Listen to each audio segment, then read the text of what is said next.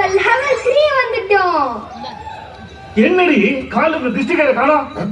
கட்டாவதா தெரியல நீ. ஊருக்குள்ள உனக்கு எவ்வளவு டிஸ்ட்ரிக்ட் தெரியுமா பேரசி?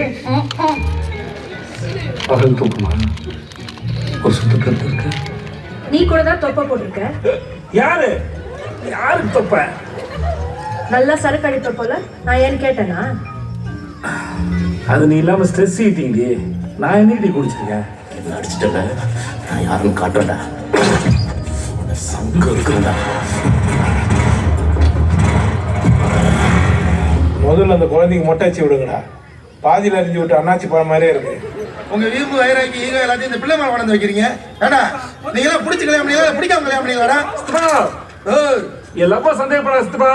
இருஸ்துவா இப்போ உனக்கு காட்டுறேன் நானு.